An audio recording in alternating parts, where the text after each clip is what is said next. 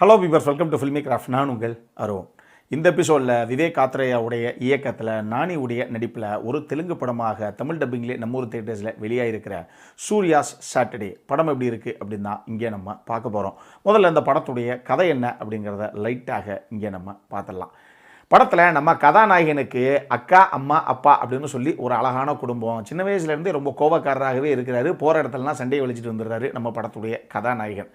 இன்னும் 2 மாதத்தில் இறக்க போகிறோம் அப்படின்னு தெரிஞ்சுக்கிட்ட நம்ம ஹீரோவுடைய அம்மா தான் இறக்கிறதுக்கு முன்னாடியே தன்னுடைய பையனை நல்வழிப்படுத்தணும் அப்படின்னு நினச்சி, இங்கே பாரு, வாரத்தில் நீ ஒரே ஒரு நாள் மட்டும் வேணாம், நீ சண்டை போட்டுக்கலாம், மீதி நாள்லாம் ரொம்ப சாந்த சுரூபியாகத்தான் இருக்கணும் அப்படின்னு சொல்லி சத்தியம் வாங்கிட்டு ஒரு தருணத்தில் இறந்து போயிடுறாங்க. அன்னையிலேருந்து வெள்ளிக்கிழமை ராமசாமி மாதிரி சனிக்கிழமை பாஷாவாக மாறுறாப்புல நம்ம படத்துடைய கதாநாயகன். அதாவது வாரத்தில் சனிக்கிழமையை தவிர மீதி நாள்லலாம் எவன் சாட்டையை வச்சு அடித்து சட்டையை கிழிச்சா கூட சாந்தமாக சிரிச்சுக்கிட்டே அந்த இடத்த விட்டு கடந்து போயிடுவாப்புல படத்துடைய கதாநாயகன். ஆனால் வீட்டில் போய் அன்னைக்கு நைட்டு எவன் என்ன பஞ்சாயத்தை இன்றைக்கி நம்மக்கிட்ட வலிச்சாங்கிறத டைரியில் எழுதி வச்சுருவாப்புல.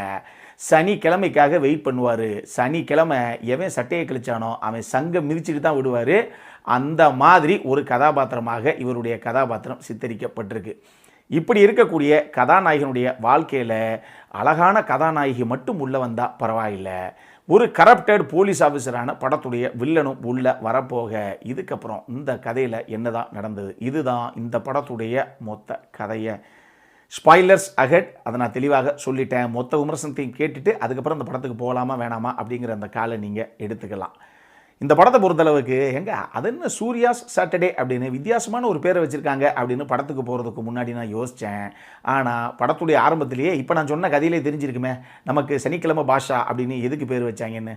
இந்த ப்ரிமிஸ் இருக்குது பாருங்கள், அதுவே ஒரு இன்ட்ரெஸ்டிங்கான ப்ரிமிஸாகத்தான் எனக்கு பட்டுச்சு. ஏன்னா யோசிச்சு பாருங்களேன், எப்பயுமே கதாநாயகன் ரொம்ப அப்புறாணியாக ரொம்ப செட்டிலாகவே எல்லாருக்கிட்டையும் எல்லா நாள்லேயும் அமைதி பூங்காவாகவே நடந்துக்கிட்டு, ஒரு நாள் மகனை இதா கையில் கர்றா நிற்கோனே, இன்றைக்கி சம்பவத்தை நான் பண்ணுறேன் அப்படிங்கிற மாதிரி அந்த ஒரு நாள் இறங்கி அடிப்பார் அப்படிங்கிற அந்த ஒரு விஷயமே ஒரு நல்ல மாசான ஒரு மொமெண்ட்ஸை கிளப்பி பயங்கர கூஸ் பம்பாக பல விஷயங்களை ஒர்க் அவுட் பண்ணுறதுக்கு தேவையான விஷயங்களாகத்தான் இந்த படத்தை பார்க்கும்போது எனக்கு பட்டுச்சு. ஸோ ப்ரிமிஸே ஒரு சூப்பரான ப்ரிமிஸ் தான். அதே மாதிரி பாட்டு வேணுமா பாட்டு இருக்கி, ஃபைட்டு வேணுமா ஃபைட் இருக்கி, ஃபேமிலி எமோஷன்ஸ் வேணுமா அதுவும் இருக்கி அப்படிங்கிற மாதிரி எல்லா இருக்கியும் இருக்கக்கூடிய இன்னொரு சம்பவம் தான் இந்த படம். அதுலேயும் ஆக்ஷன் சீக்வன்ஸ் எல்லாத்தையும் அதகலமாக தெரிக்க விட்டுருக்காங்க. அதை குறையே சொல்கிறதுக்கு இல்லை. ஒரு துப்பாக்கி படத்தில் வர்ற அந்த ஸ்மோக் எஃபெக்டுடைய அந்த ஸ்டைலில் ஆரம்பிக்கக்கூடிய ஒரு ஆக்ஷன் சீக்வன்ஸாக இருக்கட்டும், ஹீரோவுடைய வீட்டுக்குள்ளேயே இவங்க பண்ணுற ஒரு ஆக்ஷன் அதகலமான ஒரு சம்பவமாகட்டும்னு சொல்லி ஒரு சில ஆக்ஷன் சீக்வன்ஸ் எல்லாமே அட்டகாசமாக தெரிக்க விட்டுருக்காங்க. முரளியுடைய சினிமோட்டோகிராஃபியும் சரி, கார்த்திகா ஸ்ரீனிவாசுடைய எடிட்டிங்கும் சரி, ஜேக்ஸ் பிஜோயுடைய மியூசிக்கும் சரி, நிச்சயமாக இந்த ஆக்ஷன் சீக்வன்ஸ் எல்லாம் இந்த அளவுக்கு வர்றதுக்கு மிகப்பெரிய சப்போர்ட்டிங் ஃபேக்டர்ஸாக இருந்திருக்கு. அதை மறுக்கிறதுக்கே இல்லை. என்ன ஜேக்ஸ் பிஜோயுடைய மியூசிக்கில், அது குறிப்பாக அந்த பேக்ரவுண்ட் ஸ்கோரிங்கில் தீரா தீரான்னு சொல்லி ஒரு பாட்டு கேஜிஎஃப்ல வரும் இல்லையா, அதை அப்படியே லைட்டாக பட்டிட்டிங்கரிங் பார்த்து ஒரு ஆக்ஷன் சீக்வன்ஸுக்கு உட்கார வச்சுருக்காப்புல. செமையாக வேறு லெவலில் தெரிக்குது. ஆனால் அந்த பிஜிஎம்மையும் அந்த வோக்கலையும் கேட்கும்போது ஏங்க இது அந்த பாட்டு இல்லை அப்படிங்கிற ஒரு ஃபீல் நம்மள அறியாமல் நம்ம மைண்டுக்கு வந்து போகத்தான் செய்யுது. அதே மாதிரி ஒரு பார்வையிலேன்னு சொல்லி ஒரு நல்ல மெலடி நம்பர் 2வது பாட்டுன்னு நினைக்கிறேன், சூப்பரான ஒரு நம்பரு. ஜேக்ஸ் புஜய் அதை அட்டகாசமாக பண்ணியிருந்தாப்புல. அந்த பாட்டை விஷுவல்ஸும் ரொம்ப அழகாக பண்ணியிருந்தாங்க அந்த பாட்டுக்கு. இன்ட்ரோவை ஹேண்டில் பண்ண விதமாகட்டும், எஸ்ஜே சூர்யாவோடு இருக்கக்கூடிய ஒரு சில காம்பினேஷன் சீன்ஸ் அவர் ஹேண்டில் பண்ண விதமாகட்டும், யாருன்னு அடையாளம் காட்டுன்னு எஸ்ஜே சூர்யா கூட்டு போகும்போது அந்த ஆளை அடையாளம் காட்டுற அந்த சீக்வன்ஸாக இருக்கட்டும், இப்போ நான் சொன்னேன் இந்த துப்பாக்கி ஸ்டைலில் அந்த ஸ்மோக் எஃபெக்ட் சீனு அதை ஹேண்டில் பண்ண விதமாகட்டும் அப்படின்னு சொல்லி ஒரு பக்கம் கொஞ்சம் மாசா, இன்னொரு பக்கம் கிளாஸாக எல்லா விஷயத்தையும் கலந்து நானி அட்டகாசமாக அந்த கதாபாத்திரத்தை நல்லா புல் ஆஃப் பண்ணியிருக்கார் அப்படின்னு நான் சொல்லுவேன். நானிக்கு ஈக்குவலாக இன்னொரு கதாநாயகன் அப்படின்னே நீங்கள் சொல்லலாம். வேறு யார், நம்ம நடிப்பின் ராட்சசன் எஸ்ஜே சூர்யா தான். அட்டகாசம் பண்ணியிருப்பாப்புல. அதுலேயும் எஸ்ஜே சூர்யாவே நம்ம நானியை தூக்கி லாக்கப்பில் போடுற ஒரு சீக்வன்ஸ் ஒன்று இருக்குது, செம்மையாக பண்ணியிருப்பாப்புல. ஏங்க என்னங்க அதால் ஒரு ஃப்ளோவில் பண்ணுறாப்புல அப்படிங்கிற ஒரு ஃபீல் ஒன்று வருது. சூப்பராக பண்ணியிருப்பார் எஸ்ஜே சூர்யா அந்த சீனை. அந்த மாதிரி பல காட்சிகள் இருக்குது. நான் பல விஷயங்களை இங்கே ரிவீல் பண்ண விரும்பலை. பிரியங்கா மோகனுமே அந்த கதாபாத்திரம் ரொம்ப செட்டிலான ஒரு கதாபாத்திரம். பட் அதுக்கு என்ன தேவையோ அதை நீட்டாக கொண்டு வந்திருந்தாங்க இன் டேர்ம்ஸ் ஆஃப் பர்ஃபார்மன்ஸு. இவங்கெல்லாம் போக முரளி சர்மாவாகட்டும், சாய்குமார் ஆகட்டும், அபிராமி ஆகட்டும், ஆதித்தி பாலன் ஆகட்டும்னு சொல்லி எல்லாரும் அவங்கவுங்க எடுத்துக்கிட்ட கதாபாத்திரத்தை நீட்டாகவே கொண்டு வந்திருந்தாங்க. அஜய் கோஷுடைய அந்த கேரக்டரும் சரி, சுபலேகா சுதாகருடைய அந்த கேரக்டரும் சரி, ரெண்டுமே டம்மியான ஒரு கேரக்டர்ஸ் தான். அதெல்லாம் உண்மையாக அந்த கதைக்கு தேவையே இல்லை. சும்மா ஒரு சில ஆக்ஷன் சீக்வன்ஸை ஒர்க் அவுட் பண்ணணுங்கிறதுக்காக உள்ள அங்கங்கே சொருகப்பட்ட கதாபாத்திரங்கள் தான் வச்சுக்கோங்களேன். சுபலேகா சுதாகர்லாம் ஒன்றுமே கிடையாது, சும்மா 2 சீன் வந்து நின்றுட்டு போகிறார். அவரெல்லாம் இன்னும் வலுவாக ஏதாவது பண்ணியிருக்கலாம் அந்த கதாபாத்திரத்தை வச்சு. இந்த படத்தில் 10 நிமிஷம் கிளாக்கை பார்த்தாலே ஒரு 10 நிமிஷம் நான் கூட்டி வச்சிருவேன் அப்படிங்கிற மாதிரி ஒரு பையனுடைய கதாபாத்திரம் ஒன்று வந்தது. இது எதுக்குங்க அப்படிங்கிற மாதிரி தோணுச்சு. அந்த பையனை விடுங்க, ஆனால் அந்த ஐடியா இருக்குது இல்லையா, அதை இவங்க அந்த கதையில் வேற ஒரு இடத்துல யூஸ் பண்ண விதம் வந்து செம ஸ்மார்ட்டான மூவாகத்தான் எனக்கு பட்டுச்சு. சரி, இது எல்லாம் ஒரு பக்கம் இருக்கட்டும். இந்த படத்தில் என்ன சார் பிரச்சனை அப்படின்னு கேட்டிங்கன்னா, பிரச்சனை இந்த படத்துடைய ரன்னிங் டைம் தான். 3 மணி நேரம் நெருக்கி ஓடுது இந்த படம். 2 மணி நேரம் 50 நிமிஷத்துக்கு மேலே ஓடுது. ஒரு வேளைக்கு அடுத்த ஷோ சேர்ந்து உட்காந்து பார்க்குறோமோ அப்படிங்கிற ஒரு ஃபீல் நமக்கு லைட்டாக வரத்தான் செய்யுது. இன்னொரு முக்கியமான காரணம் என்ன அப்படின்னா, அந்த படத்துடைய அந்த ப்ரிடிக்டபிலிட்டிங்கிற அந்த ஃபேக்டர் தான். ஏங்க, சனிக்கிழமை மட்டுமே சிக்கனவை எல்லாத்தையும் வச்சு பொழக்கிற ஒரு ஹீரோ, எவனும் தொட்டுக்கவே முடியாது, வெட்டிக்கிட்டு வர்றான் நம்மால் அப்படிங்கிற மாதிரி ஒரு ஹீரோ கதாபாத்திரத்தை வச்சு கடைசியாக இந்த கேரக்டர் என்ன தோத்தா போகும்? அது நமக்கு தெரியாதா? ஒரு மாஸ் ஹீரோ கடைசியாக ஜெயிப்பாப்ல அப்படின்னு.